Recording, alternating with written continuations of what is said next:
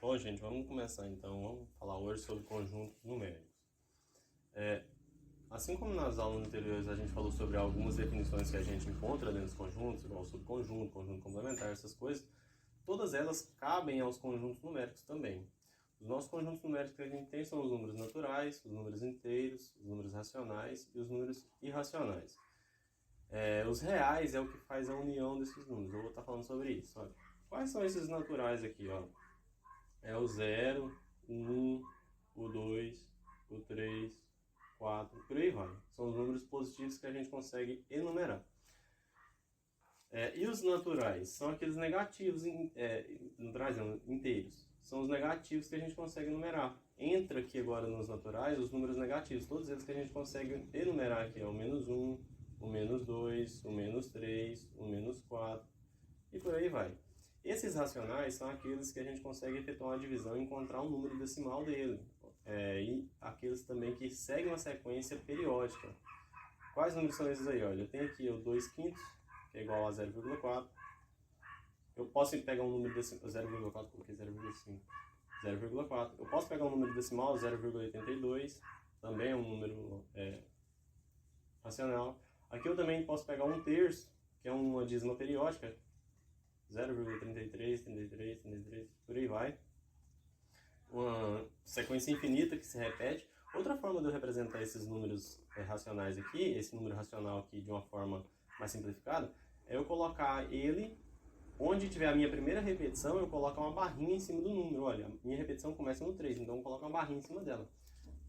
Vou dar outro exemplo para vocês entenderem aqui, ó. 0,37, 37, 37 e por aí vai infinitamente. Tá vendo que ele repete a cada duas casas aqui, ele se repete, ó, 37, 37, 37. Então eu coloco aqui, ó, escrevo os dois primeiros números, escrevo a primeira repetição é essa 37 e coloco uma barrinha em cima. É uma forma da gente representar uma dízima periódica, tá bom? E esses números irracionais aqui são aqueles que não que são infinitos, assim como a dízima periódica, só porque eles não seguem uma sequência numérica igual a gente tem na dízima. Por exemplo, aqui, 1,41, 42, 97, 33 e por aí vai. São números, vai seguir infinitamente aqui, continuar infinitamente aqui e nunca vai se repetir. Esse número aí, ele é conhecido como número irracional. Por quê? Porque não tem uma repetição. 1,41, 42, 97, 33. Aqui, ó. Aí você pensa que começou repetindo 33. Aí aqui o próximo número seria 94. Tá vendo que ele não repetiu? Não seguiu a sequência de repetição? Então ele é um número infinito que não tem uma repetição, não tem uma quantidade de repetição de casas. Um exemplo desse número aí que a gente conhece bastante é o número π. Outro exemplo, raiz de 2. O número Euler, esse númerozinho aqui que alguns conhecem. Raiz de 3. 4, raiz de 3. São números que a gente tem uma sequência, casas infinitas e a gente não consegue encontrar uma repetição nela, ok? E como que a gente pode desenhar esses números aí nessa reta aqui, ó? Essa reta é conhecida como a reta numérica. Ela engloba todos os números aqui, ó. O que os números reais faz? O que esses números reais aqui, o que o conjunto dos números reais faz? Ele tem o objetivo de juntar todos esses conjuntos em um só, já que o conjunto dos números racionais é um conjunto à parte do conjunto dos números racionais. Olha aqui, eu tenho que os naturais e os inteiros são fazem parte do nosso conjunto dos números racionais. Aqui eu tenho todos os números aqui, naturais e inteiros, são subconjuntos dos números racionais. Já o conjunto dos números irracionais, ele não pertence a essa parte. Tá vendo que ele está separado aqui? Ele é separado desses outros conjuntos. Então, para a gente unir todos esses números que a gente conhece, a gente coloca o nosso conjunto dos números reais, indicado por esse R aqui, ó, números reais, ok? E a reta dos números reais, como que a gente pode observar todos esses números dentro dela? Olha aqui. Eu identifico ela inicialmente pelo ponto zero.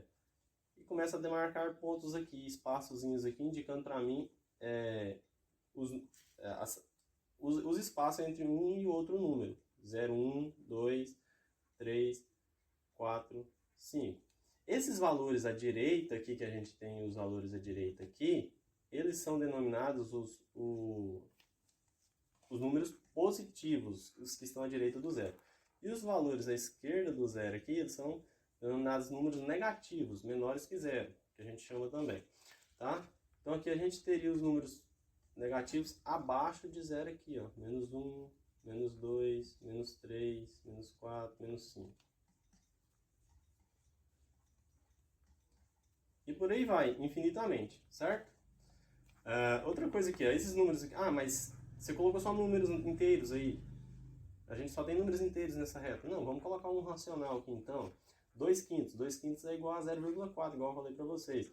0,4 está bem próximo aqui ó, do zero. Está mais próximo do zero que do 1, né? Então a gente coloca esse número aqui, ó, 0,4 ou 2 quintos, certo? Temos aqui também o π, que é bem próximo aqui do 3, aproximadamente 3,14. É o número π, certo? Ele é um número irracional e está aqui na nossa reta numérica, na nossa reta dos números reais. É isso que os números reais, o conjunto dos números reais fazem. Outro exemplo aqui, raiz de 2, aproximadamente 1,41. Está mais ou menos aqui sim, ó. Raiz de 2. Mas você colocou só os positivos. Gente, esses números positivos eles podem ser transcritos para cá como negativos. Olha, eu posso escrever os negativos também, ó. Aqui eu teria o π, menos π na verdade, né? Negativo. Eu teria menos raiz de 2, que é menos, aproximadamente menos 1,41, menos raiz de 2.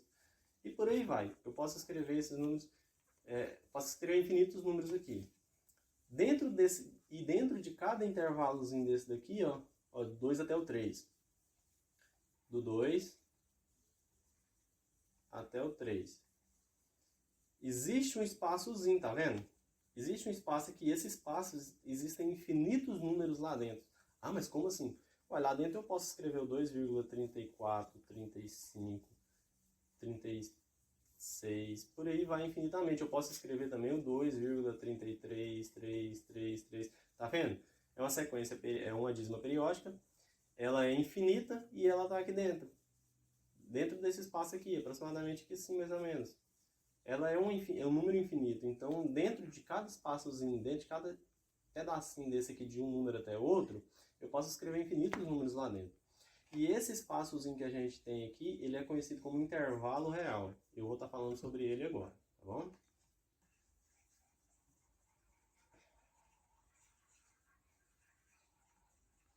Vamos lá então falar sobre os intervalos reais aqui, ó.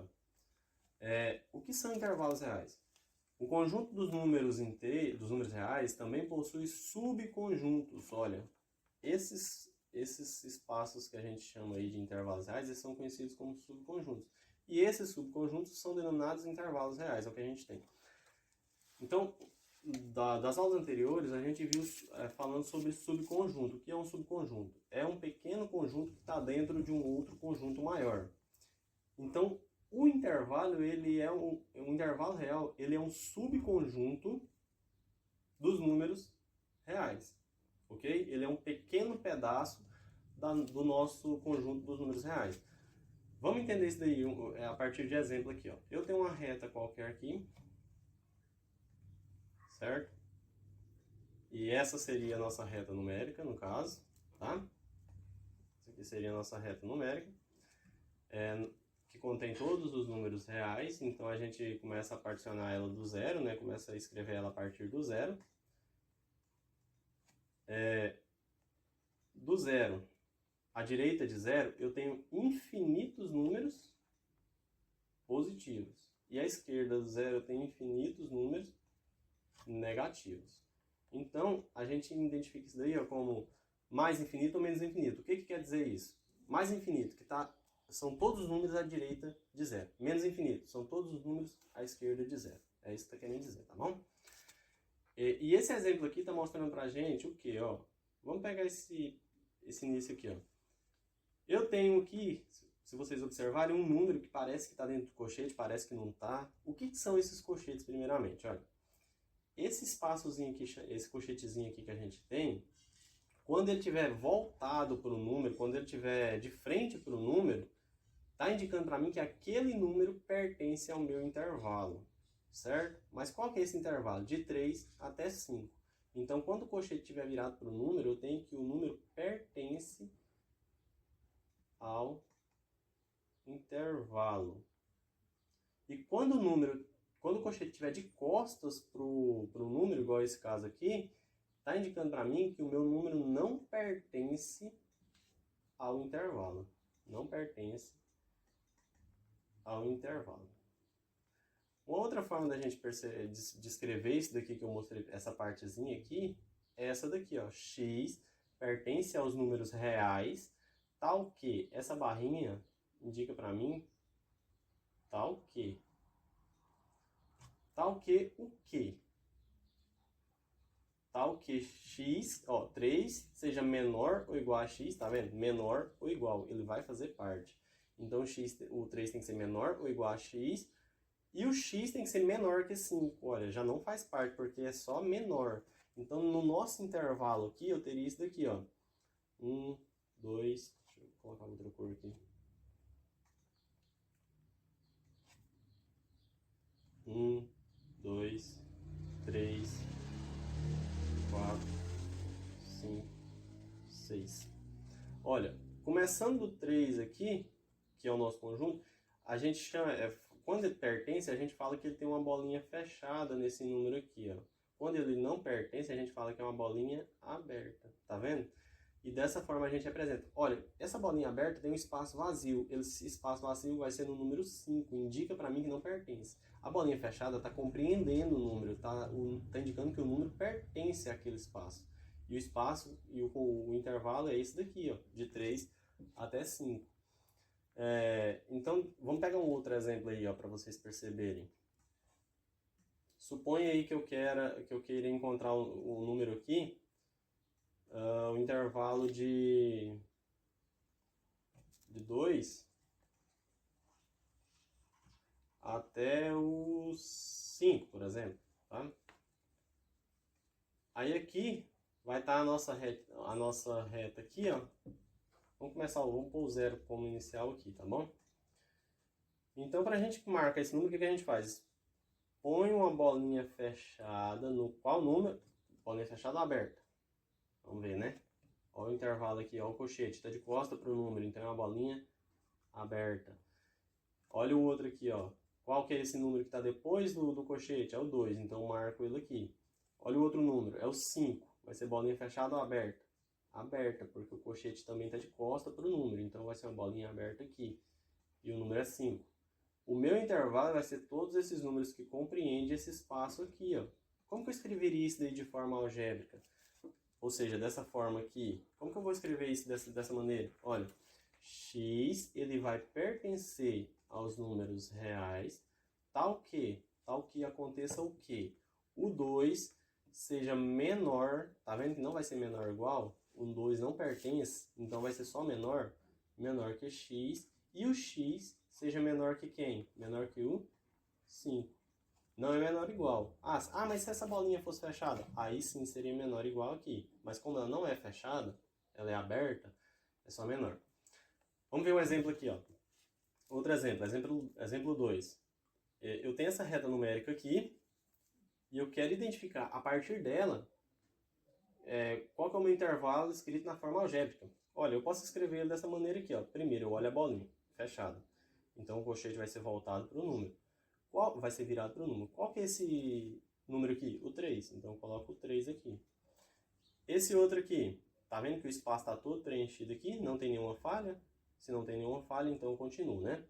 Mas se tivesse falha, eu parava na falha, marcava o número que estava na falha e continuava a partir do outro número que tivesse, tá bom? Mas aqui, como não tem, 3 e o outro é o 5, o número 5 aqui, ó. Então aqui eu teria bolinha fechada ou aberta? Colchete voltado para o número ou de costas? De costas, porque a bolinha é aberta.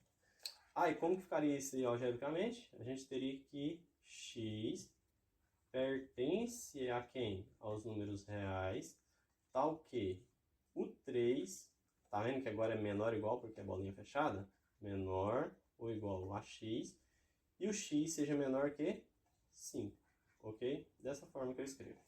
Vamos pegar o exemplo aí que eu falei para vocês. Se a gente tivesse aqui um intervalo, vamos pegar aqui, ó, 0. Vamos fazer o nosso marco 0 aqui, né? O 0. Vou pegar o número negativo também.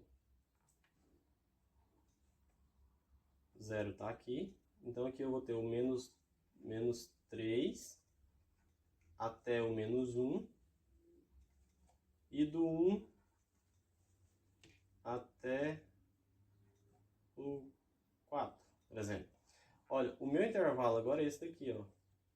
Vamos pegar esse intervalo aqui e usar ele como exemplo, tá? Um intervalo qualquer que eu escolhi, aleatório. Como que ficaria isso daqui? Olha, eu teria esse espaço aqui, que seria de menos 3, olha, tá vendo que as bolinhas estão todas fechadas, então o colchete voltado para o número, menos 3, vírgula, menos 1 e o colchete voltado para o número, tá bom? Dessa forma eu escreveria. E esse aqui, como que ficaria? Bolinha fechada no 1, então o número voltado aqui, e aqui bolinha aberta, no 4, então colchete de costas, tá bom? Ah, mas como que eu escreveria isso daí algebricamente? X pertence aos reais, tal que 3 seja menos 3, né? Desculpa. Menos 3 seja menor ou igual a x, e o x seja menor ou igual a menos 1, e aí eu coloco um i aqui, indicando que tem uma outra parte, e o 1 seja menor que x, menor ou igual a x, e o x seja menor que 4.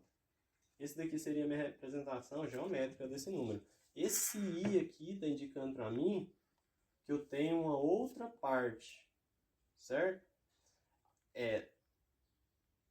Na verdade aqui é o, desculpa gente, é o que refere-se à união, tá bom? Deixa eu só mudar aqui, rapidão.